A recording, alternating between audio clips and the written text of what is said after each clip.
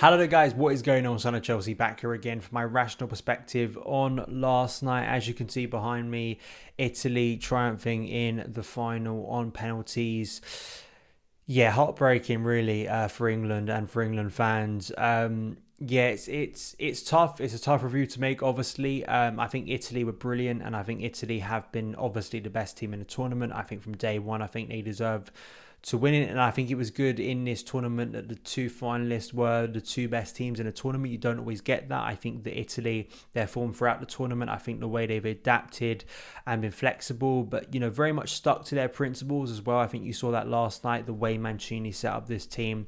The fact that people were considering them sort of outsiders in the beginning of this tournament, showed their quality. In particular, some Chelsea players like Jorginho and Emerson having really good tournaments, and especially Jorginho overall has been one of the players of the tournament. So a great night for him personally, as you can see behind me celebrating there.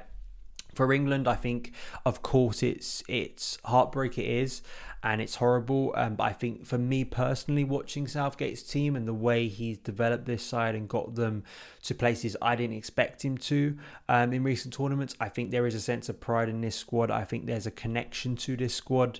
I think there's so much hope as well with the young talent that they can go on to new heights. I don't think this is the end. I don't think this is like a generation's last chance. And I think that, the progress Southgate has made with this squad, I think should make people quite hopeful going into the World Cup in 2022 personally. But before we get into my review, my final video covering Euro 2020, I want to ask you guys, if you haven't already, hit that subscribe button and a notification bell so you don't miss any of the uploads on the channel. Of course, we're back to Chelsea stuff now on the channel as pre-season gets underway. Probably some big transfer news and, of course, getting ready for the 21-22 Premier League season as well, all covered on the channel. But as well, make sure you hit that like button because it helps new people find the channel. I want to say a massive thank you as well to Fanslide, the world's first live in-play fantasy football game. They've been supporting all of my content throughout the Euros. I'm really grateful for it. You can download Fanslide in the description box below. You know it's live because they use Opta stats, and you can add me on Fanslide at SonOfChelsea. There's prize money to be won as we go into the new Premier League season, and Fanslide is really fun to use. It's easy to use. You slide players in and out throughout the game. It's been a really good second screen experience for me this summer, playing Fanslide whilst watching the game, being very tactical with it, using those Opta stats to try and gauge how I'll do during the game. I've really enjoyed using it, so I hope you guys enjoy using it as well. Get your mates involved, compete with them, compete with me on the app. Get down in the description box below, and thank you Fanslide once again for supporting my content this summer. But let's get into it. So I think, Southgate, the big decision he made, as he has made continuously, is, being flexible. I think changing formation, changing personnel depending on the opposition. And I think it's very easy based on the final to think that he failed in terms of the way he set up. I disagree. I think his original setup of going with wing backs, I think worked. I think trying to go out wide and trying to create more width within our attack, I think was a great idea. I think, he was clearly concerned about the control Italy had in their midfield with the likes of Verratti and Jorginho, which eventually happened within the game. But I think in the first 20 minutes you saw how England could expose Italy very easily, using the width of the wing backs. And, as a Chelsea fan watching Thomas Tuchel's, three back system, the way you build up players with those wing backs, the way you create width because you've taken out an attacking player. So sometimes it can be sort of a little bit difficult, the threat of being outnumbered in midfield. Those wing backs are a massive part of the way you build up, and both Luke Shaw and Kieran Trippier were a massive part, obviously, in the opening goal. Kieran Trippier with a wonderful ball in, and Luke Shaw with a brilliant finish. Was it the cliche of scoring too early? The problem with the theme of the game for me, it did feel very similar to the Croatia semi-final in 2018.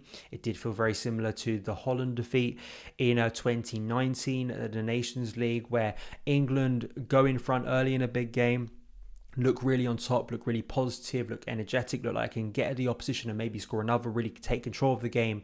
But then as it progresses, the other teams start to take control. We sit deeper and deeper. We have less of the ball. We have less attacking intent and threat. And unfortunately, that's how it played out again. It felt like either Southgate was overly cautious in that second half, maybe not being as proactive as he could have been in his substitutions. I think at times in this tournament, he's got so many, almost every single decision right in terms of the personnel he starts, when he makes his subs.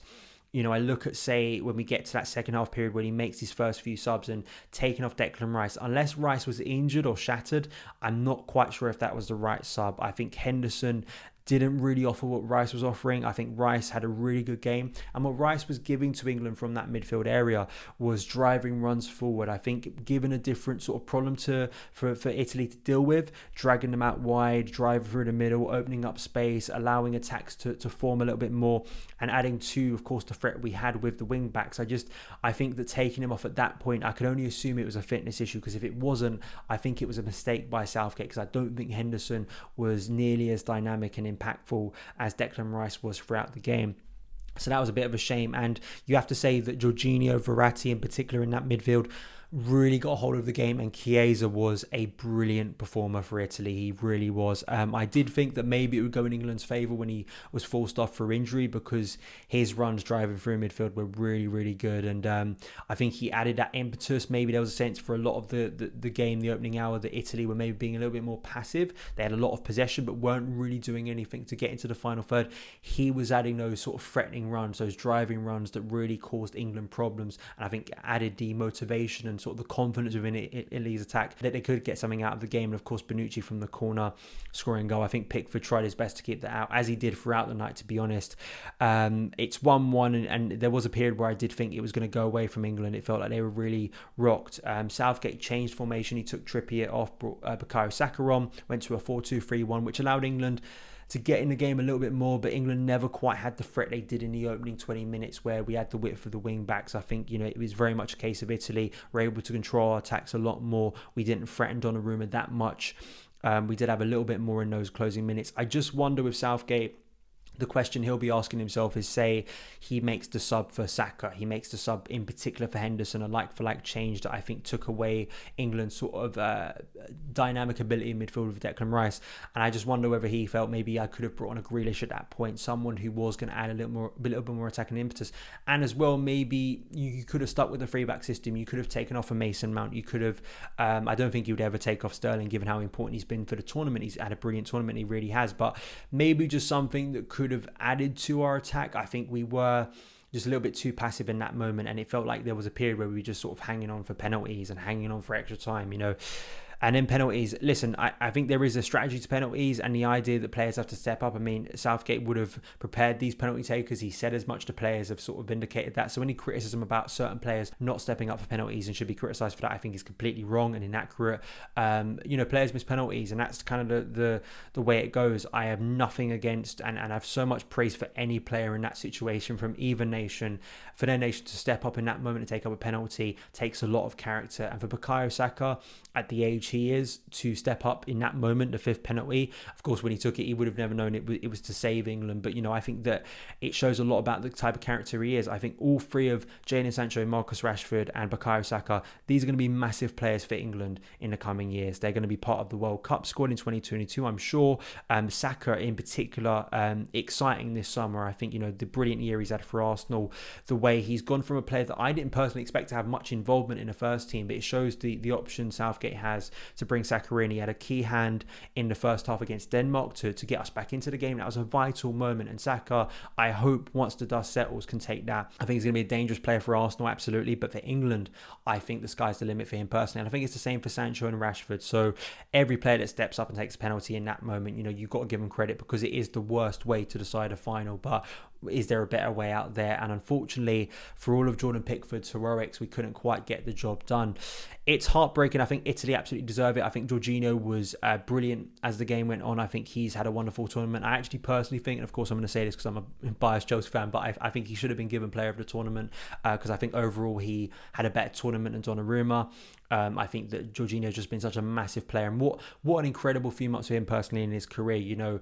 Winning the Champions League with Chelsea in May, lifting that trophy, being a massive part of our success in the Champions League, and then going over to his national team and having an even bigger impact, or just kind of a similar impact for his nation, and winning that title, a defining few months in his career that's going to make him such a beloved player.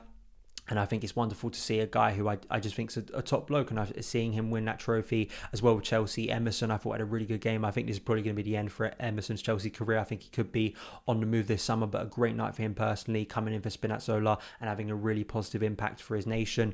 Gianluca Vialli, of course, I think for all football fans, wonderful to see him back involved in football after the tough few years he's had. And of course, from a Chelsea perspective, he's a big part of Chelsea's history. And to see him there smiling with that trophy, the impact he's had with that squad, him and Mancini, long-time friends, it's been a nice story for Italy. And I think they absolutely deserve to win it. So for Southgate, for England, I've had so much pleasure covering the team this summer and speaking about them on videos on my channel. And you know, the one thing is, like, I had such a low bar with England in terms of after 2016 being knocked out by Iceland. I think what Southgate has done, and it's so much more for a national team than a club team. You know, I think that, you know, in terms of what you have to represent, I think the players in themselves and the manager are the best representation of the nation. They really are. And I think they've made so many people proud. I think they've reconnected so many people, including myself, with the national team. And because they're so young as well, so many of them are young and have so long to go, I think the hope will be that we can go one step further at the World Cup in 2022. We'll have to come again in the next tournament, but I've definitely enjoyed covering Euro 2020 on my channel this summer. Back to Chelsea videos now and the intensity of another season at Stamford Bridge. But thank you guys for watching, and I'll see you again.